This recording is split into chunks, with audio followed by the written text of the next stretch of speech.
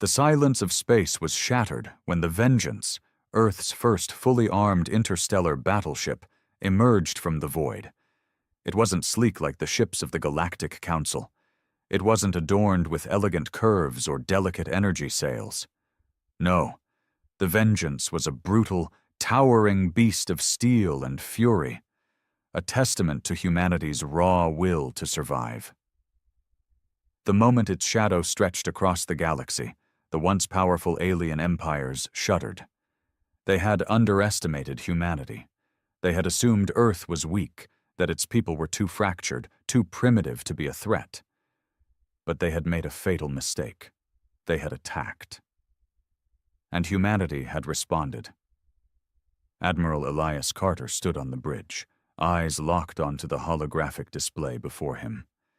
His face was hardened by years of war, the deep lines on his forehead telling the story of sleepless nights and impossible decisions. Around him, the officers of the Vengeance moved with precision, efficient, disciplined, ready. They had trained for this moment their entire lives. "Status report," Carter commanded. "All weapons primed, shields at full power," Lieutenant Hayes responded. Her voice was steady, but there was an unmistakable edge to it. Anticipation. And the enemy?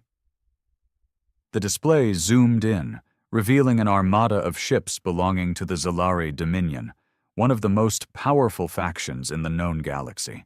They had ruled through fear, their fleets conquering weaker species with ruthless efficiency. Until now. "They're holding position," Hayes said. "Scans indicate heavy armament, but they're hesitating, sir." Carter allowed himself the ghost of a smirk. The mighty Zalari, hesitating before a single human warship. They had good reason. The Vengeance was unlike anything the galaxy had ever seen. It didn't rely on delicate energy weapons or sophisticated shield harmonics.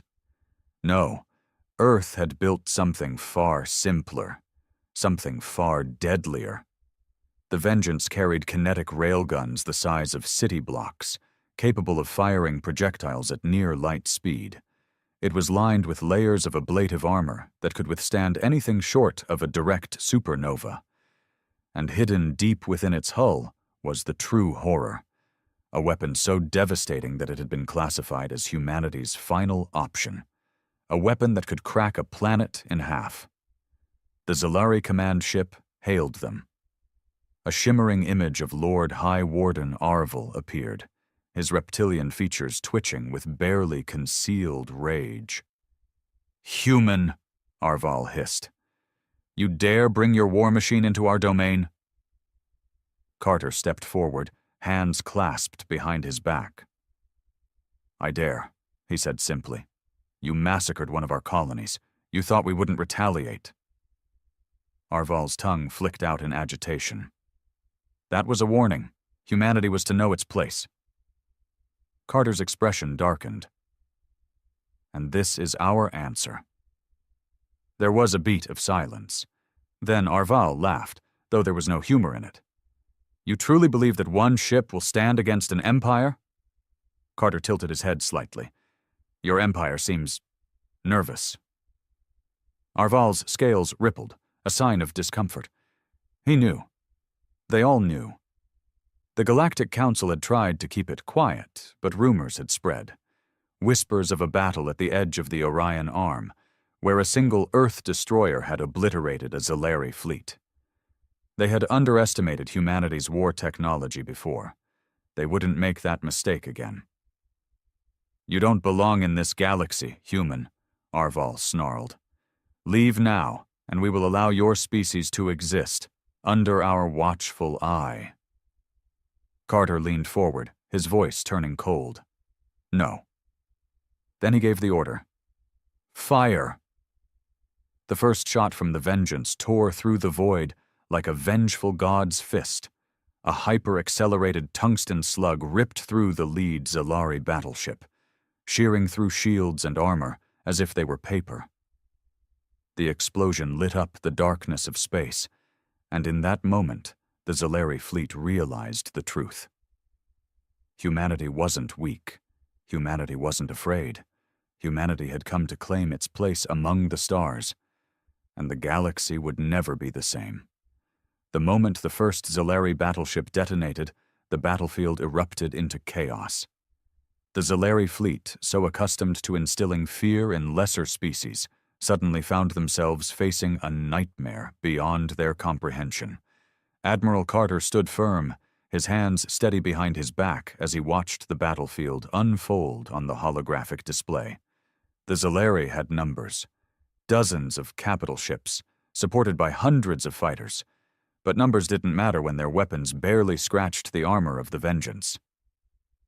"Enemy return fire incoming," Lieutenant Hayes reported, her fingers dancing across the console. "Brace for impact," Carter ordered, though he knew their ship could take it. The Zalari ships unleashed a barrage of energy weapons, streaks of blue and violet lancing through the void. The shields of the Vengeance flared as they absorbed the onslaught, but they held strong. Unlike the delicate energy barriers used by the Galactic Council's ships, human shielding was layered, reinforced, and built for endurance. Even as the Zalari pounded them with firepower that could reduce other warships to scrap, the Vengeance refused to yield. "Minimal shield degradation," Hayes confirmed. "Hull integrity at 100%. Carter allowed himself a small nod. "Good." "Return fire," he said. The ship's massive railguns thundered again, launching another volley of hyper-accelerated slugs. The Zalari ships scrambled to evade, but it was too late. 2 more battleships were torn apart as the unstoppable projectiles turned them into fireballs. The surviving ships broke formation, confusion spreading among their ranks.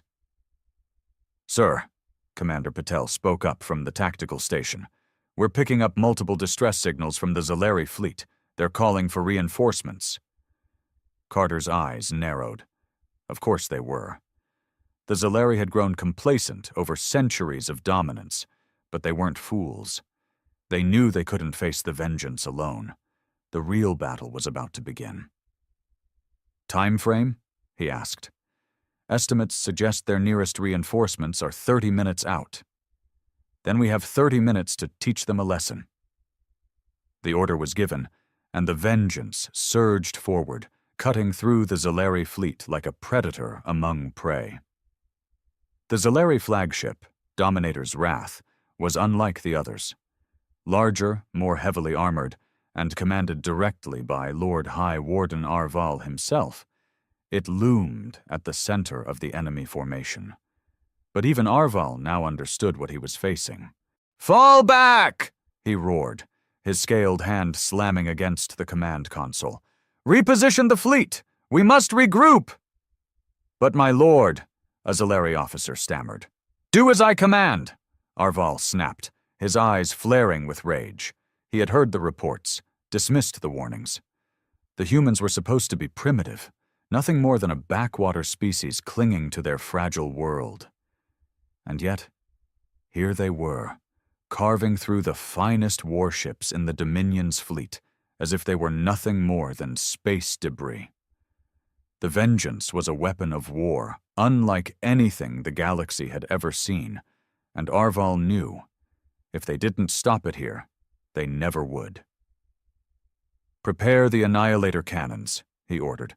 "If we are to fall, we will take these humans with us." Back aboard the Vengeance, Carter studied the tactical display. The Zalari were trying to regroup, forming a defensive line around their flagship. He almost admired their resilience. Almost. "Sir, the enemy flagship is charging a massive energy weapon," Hayes reported. "Estimated output? It's off the charts." Carter clenched his jaw. So the Zalari were done playing games. "Good. So are we. Deploy the Odin protocol," he said. The bridge fell silent. Even Hayes turned to look at him, eyes widening slightly. The Odin Protocol was Earth's greatest military secret, something even the Galactic Council had only heard whispers about. It wasn't just a weapon. It was an extinction-level deterrent. But the Zalari had already shown humanity what they were capable of. They had slaughtered human colonies, massacred innocent civilians as a warning, and now they would see what it meant to provoke Earth. A moment later, deep within the bowels of the Vengeance, the Odin payload was armed.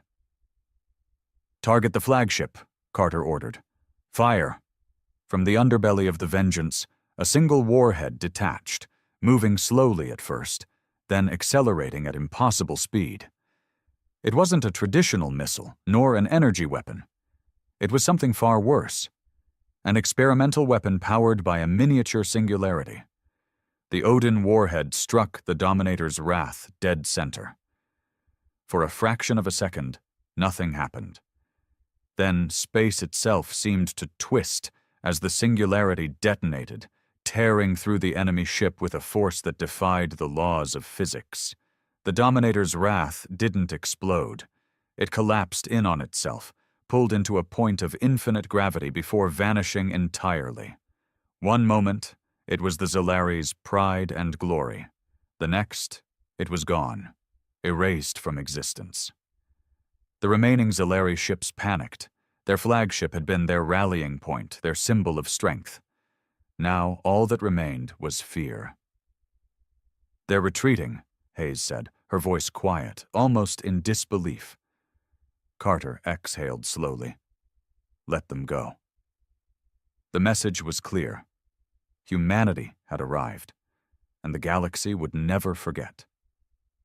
The battlefield had fallen into eerie silence. The Zalari fleet, once the mightiest force in this sector of the galaxy, was now shattered, its remnants scattering into the void like frightened insects. The Vengeance stood alone, surrounded by the wreckage of its enemies. On the bridge, Admiral Carter took a slow breath, his mind already calculating the next steps. The battle was over, but the war had only just begun. The Zalari wouldn't forget this humiliation. They would be back, and next time, they would bring everything they had. "Status report," Carter ordered. "All systems nominal," Lieutenant Hayes responded, her fingers flying over her console. "Shields at 89%, minor hull damage, nothing critical. Odin payload successful, 0 residual anomalies detected. Casualties? Minimal. A few minor injuries in engineering, but all crew accounted for." Carter nodded. "Good. Damn good." The bridge crew remained silent for a moment, letting the weight of their victory settle. They had just done the impossible. They had faced down an empire and sent it running. But Carter knew better than to celebrate. War wasn't won in a single battle. "Admiral," Commander Patel spoke up, eyes fixed on the long-range scanners. "I'm picking up multiple incoming signatures, new contacts, not Zalari." Carter's jaw tightened. "Identification?" Patel worked quickly, then his face went pale. "Sir, it's the Galactic Council." The Galactic Council. The so-called Keepers of Peace. A coalition of the most powerful alien species in the galaxy, dedicated to maintaining balance and ensuring that no one race became too dominant. They had ignored Earth for centuries, considering humanity too primitive to be worth their attention. Until now. Carter clenched his fists. "They don't come when our colonies burn. They don't interfere when the Zalari slaughter our people. But the moment we fight back—" "How many ships?" he asked. "At least 20 capital-class vessels," Patel said grimly. "They're holding position just outside the debris field." A moment later, a transmission request lit up the main display. "Open the channel," Carter ordered. The image that appeared was of a creature Carter had encountered only once before, High Chancellor Velith of the Galactic Council. Tall and elegant, with shimmering blue skin and piercing silver eyes, Velith radiated the quiet authority of a being who had ruled for centuries. "Admiral Elias Carter," Velith said, his voice as smooth as flowing water. "It seems humanity has made quite the statement today." Carter didn't move. didn't blink. We defended ourselves. Veleth tilted his head slightly, his expression unreadable. A single ship, annihilating a Zalari fleet? That is not mere defense. That is a declaration of power. Carter let the words hang in the air. He wasn't going to deny it. The Zalari murdered thousands of our people, he said finally. Where was the council then? Veleth sighed, as if Carter's words pained him. Politics is complicated. We do not involve ourselves in every conflict. There are rules, Admiral. Carter's expression darkened. Rules that allowed genocide? Veleth didn't answer. Carter leaned forward. You're not here to help us. You're here because humanity just changed the balance of power, and that terrifies you. Veleth's silver eyes flickered. We are here to ensure peace, Admiral. Carter gave a dry chuckle. By threatening us? Veleth's voice remained calm. By making sure humanity understands the consequences of its actions. The meaning was clear. This wasn't a friendly meeting. This was a warning. Carter straightened. Humanity has learned many things in the past few years, Chancellor. The most important? We stand alone. And we survive. For the first time, Veleth's expression faltered. Just a fraction. Be careful, Admiral. Even the strongest species can fall. Carter met his gaze, unflinching. So can the Council. The transmission cut off. Silence returned to the bridge. Hayes exhaled. Sir, what now? Carter stared at the holographic display, watching the Council's ships hold their position. We go home, he said finally. But make no mistake, this isn't over. Humanity had revealed its strength, and now the entire galaxy was watching. As the Vengeance turned away from the wreckage-strewn battlefield, the crew remained silent. There was no celebration, no cheers for their victory, only the cold realization that they had just painted a target on humanity's back. Admiral Carter sat in his command chair, eyes locked on the swirling void beyond the view screen. He knew the Galactic Council wouldn't attack them. Not yet. They would posture, they would threaten, but they wouldn't make the first move. Not when the Vengeance had just demonstrated its terrifying power. But the Zalari? The Zalari would be back. Set course for Earth, Carter ordered. Maximum burn. The engines roared to life, and the Vengeance surged forward, leaving behind the ruins of the Zalari fleet. But even as they moved away, Carter knew this was only the beginning. Back on Earth, the world was already in an uproar. The battle had been transmitted across the system, and though the full details were classified, the people of Earth knew one thing. Humanity had struck back. The fear that had lingered since the Zalari's first attack was gone, replaced by something far more powerful. Defiance. In the towering halls of the United Earth government, debates raged. Politicians argued over what humanity's next move should be. Some called for diplomacy, for negotiations with the Council to avoid an all-out war. Others demanded retaliation, the complete annihilation of the Zalari before they could recover. And then there were the pragmatists, the ones who understood the truth. Earth was outnumbered, outgunned, and surrounded by enemies. If humanity wanted to survive, it would have to do more than fight. It would have to evolve. 3 days later, the Vengeance arrived in Earth's orbit. Carter stood at the forward observation deck, looking down at the blue marble that was home. It had been years since he'd last set foot on the planet, years since he had felt anything but the cold steel of warships beneath his boots. But there was no time for sentiment. Admiral, came a voice behind him. Commander Patel. The Council is demanding an emergency summit. They want to discuss limitations. Carter smirked. Of course they did. The moment humanity proved itself capable of standing toe-to-toe with the galaxy's strongest, the rules suddenly needed to change. What's the President's stance? She's cautious but firm. She wants you there. Carter nodded. Then let's give the Council something to talk about. The Galactic Council convened in neutral space, a grand station orbiting a dying sun. Carter had been here once before, years ago, back when humanity had still been naive enough to believe in diplomacy. Now, he walked the polished halls with the measured confidence of a man who knew he belonged. Inside the great chamber, the council members waited. Dozens of species, each seated in their respective sections, their expressions ranging from curiosity to barely contained hostility. At the center, on the highest platform, sat Chancellor Velith. "Admiral Carter," Velith greeted, his tone carefully controlled. "Humanity has made quite the impression." Carter took his seat, leaning forward slightly.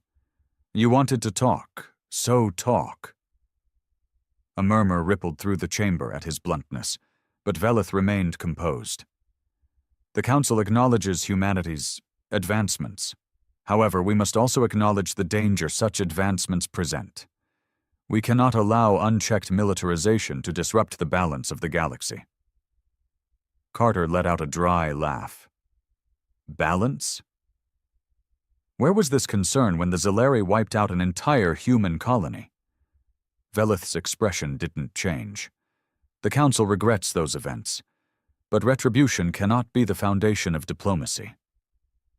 Carter's eyes narrowed. Then what can? Velith leaned forward. Cooperation. Humanity must agree to limitations. No further warship production beyond what is necessary for defense. No deployment of singularity-based weapons, and no independent military expansion beyond your system. The chamber fell silent. The Council wasn't offering peace. They were offering containment. Carter looked around the room, meeting the eyes of alien representatives who had once dismissed humanity as irrelevant. Now they were afraid. Good. "You want us to stand still while our enemies prepare for round 2, Carter said. "That's not happening." Velith's expression darkened. "Then humanity will find itself alone, Admiral." Carter stood. "We always have been." Without another word, he turned and walked out of the chamber, leaving the Council in stunned silence. Humanity would not be controlled. And if the galaxy wanted war, they would find out just how far Earth was willing to go. Back aboard the Vengeance, Admiral Carter stood on the bridge, staring at the tactical map hovering before him. The Galactic Council thought they could contain humanity with words, with veiled threats wrapped in diplomacy. But Carter knew better. The Zalari were already regrouping, and the Council's so-called neutrality wouldn't last. "Sir, encrypted transmission from UEG Command," Patel reported. Carter nodded. "Patch it through." A hologram flickered to life, revealing President Evelyn Marshall. Her sharp green eyes locked onto Carter, her face lined with exhaustion, but her voice carried the weight of a leader who knew the storm was coming. "You've made quite the impact, Admiral," she said. "They were never going to let us expand," Carter replied. "The moment we proved ourselves, the Council started looking for ways to keep us leashed." Marshall exhaled slowly. "We have a problem. Intelligence reports that the Zalari are mobilizing. Their losses hit them hard, but they're calling in reinforcements from their outer colonies. The Dominion is preparing for full-scale war." Carter expected as much. The Zalari wouldn't accept defeat. Their pride wouldn't allow it. And now they had a reason to rally their forces, to destroy the upstart species that had humiliated them. "We need to strike first," Carter said. "Take the fight to them before they're ready." Marshall's gaze sharpened. "That's exactly what I was thinking. We can't sit back and wait for the hammer to drop. But this isn't just about the Zalari anymore. The Council is watching, waiting for an excuse to intervene." Carter crossed his arms. "Then we give them something they won't expect." Marshall leaned forward. "What do you have in mind?" Carter turned to Patel. Bring up the Kepler black site. A new hologram appeared, a classified research station orbiting the frozen world of Kepler 62F, deep in human-controlled space. It was one of Earth's most secretive projects, a facility dedicated to developing weapons and technology that even the Council feared. Marshall's eyes narrowed. That project is still experimental, Carter. Are you telling me it's ready? Carter smirked. It doesn't have to be perfect. It just has to be terrifying. 2 weeks later, humanity made its move. A fleet of Earth's most advanced warships, led by the Vengeance, slipped into Zalari-controlled space under the cover of subspace distortion fields. The Zalari had been preparing for an invasion, reinforcing their borders, deploying fleets along expected attack vectors. They never expected humanity to bypass their defenses entirely. The Vengeance emerged from subspace directly over Zalari Prime. Their homeworld. Alarms blared across the planet as defensive batteries powered up, but it was already too late. The moment the Vengeance arrived, the rest of the fleet followed, materializing like specters from the void. The Zalari government had no time to react. Admiral, enemy fleet mobilizing, Patel reported. Orbital defenses locking onto us. Carter took a slow breath. Deploy the Kepler payload. From the underside of the Vengeance, dozens of sleek black drones detached, each no larger than a human torso. But these weren't ordinary weapons. Kepler 62F had given humanity something new. Adaptive warfare, AI. The drones streaked toward the Zalari fleet, moving faster than any living pilot could react. The moment enemy ships opened fire, the drones learned, adjusting their movements, predicting attack patterns. Within seconds, they were weaving through defenses, slipping past shields, and latching onto hulls. Then, one by one, they began overriding enemy systems. The Zalari fleet turned against itself.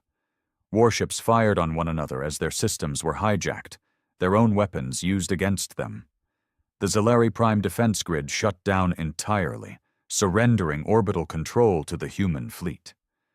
The battle was over before it had even begun. On the surface, the Zalari leaders stood frozen in their great palace, watching in horror as their mighty armada tore itself apart. Then a message came through, a simple transmission from the Vengeance, broadcast to every Zalari channel. Admiral Carter's voice, calm and absolute. This is humanity's response. The war was over, but humanity's rule had just begun. The galaxy trembled. Zalari Prime, once the heart of an empire that had ruled through fear, now lay in silent submission beneath the shadow of the Vengeance. Their fleets were shattered, their defenses turned against them. And worst of all, they hadn't simply been defeated, they had been outclassed. Humanity had done the impossible.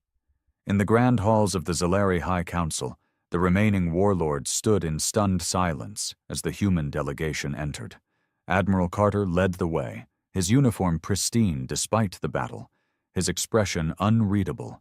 Behind him, armored human soldiers flanked the entrance, their presence a reminder that the age of Zalari dominance was over. Lord High Warden Arval, once the most feared warlord in the Dominion, now stood with his claws clenched behind his back, his scaled face twisted in barely concealed rage. "You have won a battle, human," he spat, "but this war is not over." Carter met his glare without flinching. "It is, and you know it." Arval's jaw tightened. His entire species had been raised to believe in their own superiority.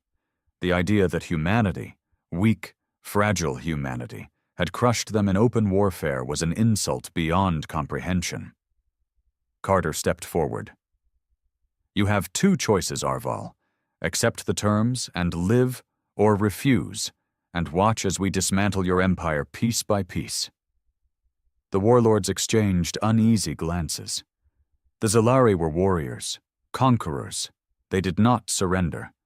But this wasn't surrender. This was survival. Carter gestured toward the display behind him, where live footage showed the remains of the Zalari fleet drifting in the void. You thought we were weak. You thought we would break. But Earth does not break. He let his words sink in before continuing, his voice calm but unyielding. From this moment forward, the Zalari Dominion ceases to exist. You will disband your war fleets. You will submit to human oversight, and you will never raise arms against us again. Arval bared his teeth. And if we refuse? Carter's expression didn't change. Then I wipe your homeworld off the map. Silence. He wasn't bluffing. The Zalari had seen what humanity was capable of. They had seen the Kepler drones turn their own fleets against them. They had seen the Odin Protocol erase their mightiest warship from existence. They had seen what happened when Earth was pushed too far. One by one, the warlords lowered their heads. Even Arval, his body trembling with suppressed fury, finally exhaled and bowed. It was done. The Zalari, once one of the most feared empires in the galaxy, had fallen, and humanity had risen in their place. Back on Earth, the news spread like wildfire. Cheers erupted in the streets.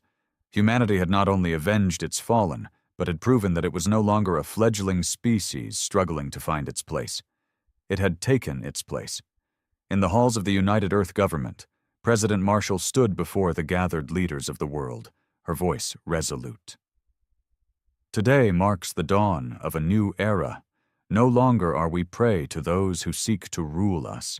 No longer will humanity be pushed aside, ignored, or contained. We have shown the galaxy that we are not to be underestimated. The chamber erupted in applause. Humanity had spent centuries dreaming of its place among the stars. Now it had claimed it, and the galaxy would never be the same. In the distant reaches of space, deep within the Galactic Council's grand citadel, Chancellor Veleth watched the reports in silence. Humanity had just rewritten the balance of power. The Council had hoped to contain them. Now they had no choice but to prepare for the inevitable. Because if humanity could bring the Zalari to their knees, then no empire was safe.